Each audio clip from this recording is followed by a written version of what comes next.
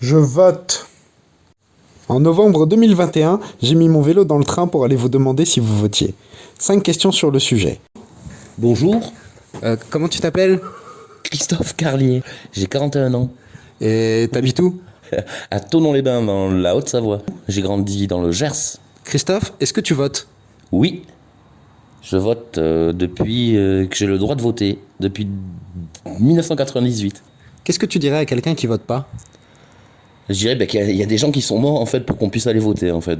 Dans juste ça, de pouvoir dire ce qu'on veut ou ce qu'on veut pas, je pense un peu aux Coréens du Nord des fois.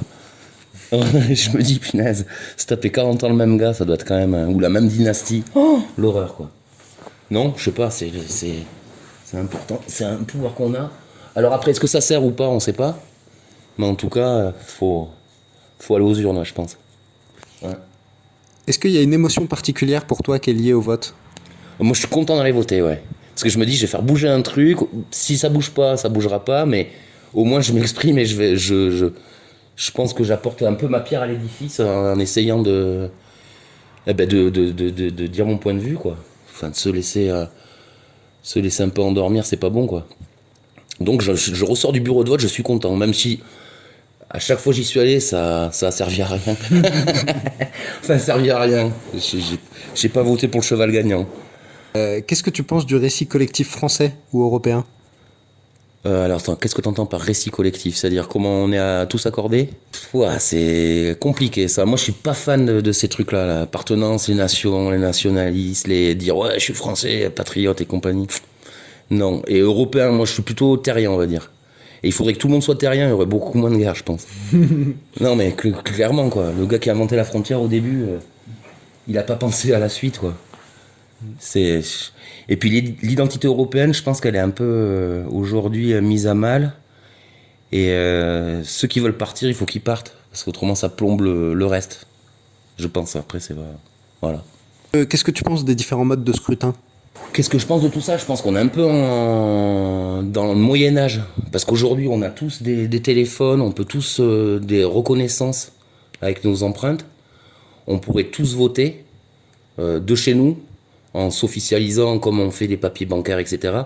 Et ça mettrait beaucoup plus de gens, les gens iraient plus voter. Et après, il faudrait comptabiliser aussi les votes blancs pour aussi montrer que la population n'est pas d'accord avec le truc. Autrement, ça sert à rien. Juste voter pour la peste ou le choléra à chaque fois. Bon. Et puis maintenant, en plus, ils jouent sur ça. Tout le monde joue sur ça. On fait monter un tel pour qu'on... enfin, on est en train de déséquilibrer le truc et en fait on redonnerait vraiment de la liberté et vraiment si on pouvait voter sur une application avec reconnaissance biométrique et tout, putain, il n'y aurait pas de problème, il y aurait plus de votes, on s'exprimerait mieux, je pense. C'est un peu le Moyen-Âge, aller dans une urne, s'isoler, voter, mettre un papier, le truc, ressortir. Déjà, putain, c'est des papiers, donc il y a un contrôle humain derrière. Donc ça veut dire que s'il y a un gars qui est un peu mal intentionné, bah, on l'a vu aux États-Unis, ça peut partir à la poubelle, quoi. Enfin, je sais pas, on a des technologies de dingue aujourd'hui où c'est sûr que c'est nous. Le téléphone, il nous reconnaît. Putain, mais votons comme ça. On ouvre l'heure, hein, on dit 17 à 18 heures, c'est maintenant qu'on vote, tout le monde vote. On fait pas ça sur 15 jours, mais on le fait. Ils le font pour les... Je sais plus pourquoi, mais ils le font, ça existe déjà, ces votes-là. Après, ouais, non, je pense qu'il faut un peu moderniser le truc. En tout cas. J'ai une dernière question. C'est quoi la question que je t'ai pas posée que j'aurais dû te poser? La question c'est ça, si on revient sur ce vote un peu électronique et tout le monde pourrait être vraiment, c'est la vraie démocratie. C'est-à-dire qu'au lieu de dire un référendum, on n'en fait pas parce que ça coûte 8 millions d'euros à chaque fois pour faire un référendum, eh ben là il n'y a plus les 8 millions d'euros. On ouvre une appli, on vote, d'accord, pas d'accord. On est en Suisse, pas loin de la Suisse aujourd'hui, et eux font ça. Et c'est reconnu pour être le pays le plus démocratique. Et donc ben voilà, il faut avancer là-dedans quoi. Et là, les gens, ils s'exprimeront plus, ils diront ce qu'ils ont à dire, quoi. Le truc, pas comptabiliser le vote blanc, pousser les gens à se bouger le cul un dimanche pour aller voter, bon, déjà, ça fait quand même deux trucs où tu dis, bon, j'aime pas ce programme, mon vote blanc, il sert à rien, j'y vais pas. Oh, je suis à 600 mètres, c'est dimanche, j'ai pas envie d'y aller. On serait là. Qu'est-ce que vous en pensez d'acheter, ils ont fait ça ici pour 16 rafales.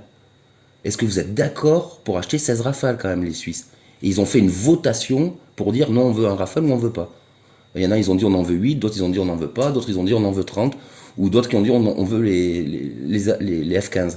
Ils ont acheté les F-15 au final. F-35, ouais, mais Biden est venu, Et c'est un grand commercial, hein, lui. Ouais. Nous, il y a eu les sous-marins 15 jours après, mais ici, ça a été l'F-35, ouais. Il devait acheter 17 Rafales. Tout le monde était content, on se frottait les mains à 2 millions d'euros le Rafale, ou je sais plus combien, c'est exorbitant. Eh ben, Biden, il est venu rencontrer Poutine, ici. Le lendemain, ils annulaient les Rafales. Voilà. Merci beaucoup. Avec plaisir.